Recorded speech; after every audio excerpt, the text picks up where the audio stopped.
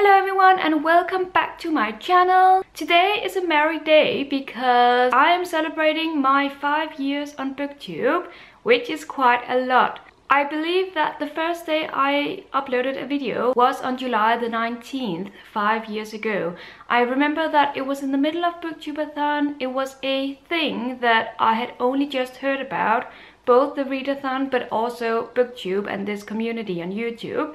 So I was intrigued and I wanted to try it out for myself. That's exactly what I did, and here I am 5 years later. So in order to celebrate, I decided to go back and have a look at my previous favorite books videos that I have done in the past 5 years.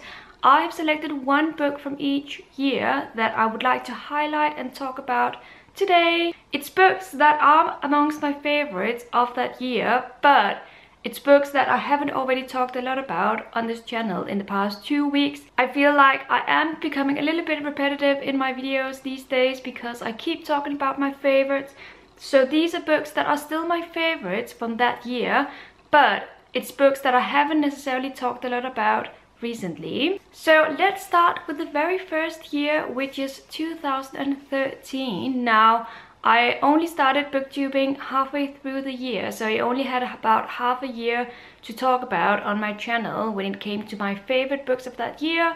I didn't start tracking my reading until I started this channel. And what I remember from that year is that I got very much into young adult. I think all of my favorites from that year were pretty much young adult books, which is fun to go back and watch now. By the way, I will link all my favorites videos I'm referring to down below. Please don't judge me from those very first videos, which are kind of awkward. From the year of 2013, I've decided to highlight Fangirl by Rainbow Rowell as one of my favorites. I found this book and this author through Booktube, and she's one that I really like. I find that Rainbow Rowell writes really great contemporary young adult fiction. This one in particular is my favorite of hers, I believe. It's about a young girl who starts college, and in the beginning of the book we hear about her standing at college with her parents saying goodbye, and it's a very bittersweet moment because she is about to start this new adventure, but she's also breaking off with her family and her old life. This book is then about this college experience of hers, and the reason why it's called Fangirl is because our main character writes fan fiction, which is very much based on Harry Potter. We also get excerpts from that fan fictions a little bit throughout the novel, and I like that. It was a refreshing read to me back then to read two different genres in one book, and also to be thrown into this young adult world of feeling insecure, trying to find your identity, and also growing up to becoming your own person. So 2013, this is the book from that year. In 2014, I started diving my nose more into adult fiction, and from that year I have decided to highlight The Snow Child by You and Ivy, which makes for a great contrast to our heat wave these days, because this one is set in Alaska,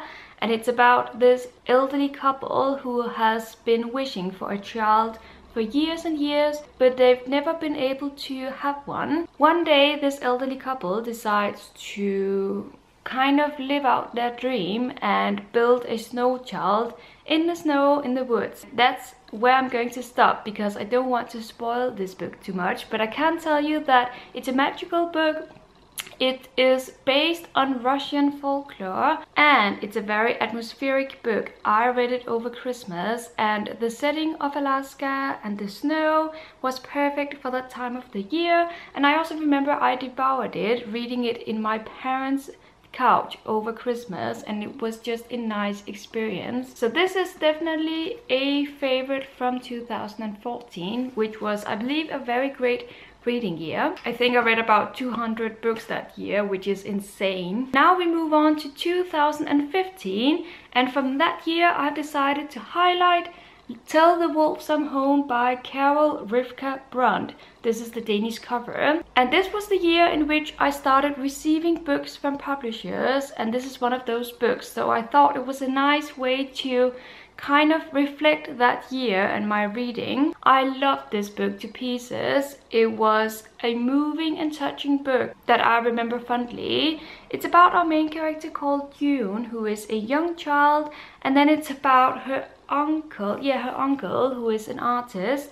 They have a very special and close relationship, and they are living in New York in the 1980s. Actually, it's set in 1987, which is the year I was born. However, this uncle dies all of a sudden from a disease that June doesn't know about, and then this book is her exploration of this disease and what it means and what it meant to her uncle. So it's about her discovery, and she also establishes a new friendship with another person who helps her on this journey. As I said, I love this book, and I've only read this once, so I can't remember all the details, but it's one that I want to reread, and this was one of the better books I read in 2015. 2016 was another great reading year for me. I believe that's the year I found A Little Life by Hanya Yanagihara, and I also found out about Donna Tartt, who turned out to become one of my favorite authors. But I decided to highlight a book I read that year, and that is gorgeous on the outside as well. Well, it's not gorgeous on the inside because it's a very macabre kind of book, but you know I love those kinds of stories.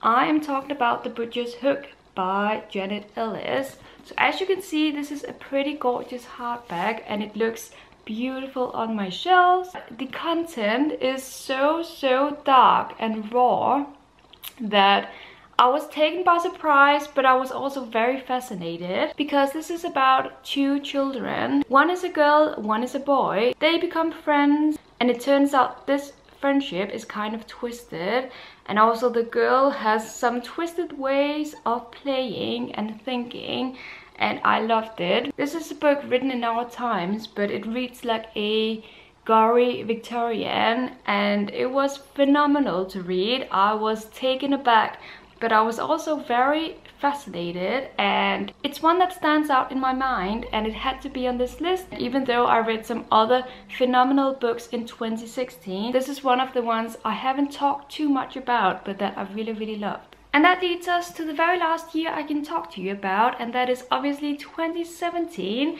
From this year I have a huge novel, which kind of reads like a biography, but it is a novel. I am talking about Blonde by Joyce Carol Oates, which turned out to be such an intriguing read. Joyce Carol Oates has set out to write a story about Marilyn Monroe and her life, so it is a book based on facts from Marilyn's childhood till she died in her 30s, but it's also fictionalized so that Joyce adds thoughts and impressions of Marilyn Monroe's that we get to read about, and it connects beautifully with the overall plot and story, which is just beautiful and educating to read about.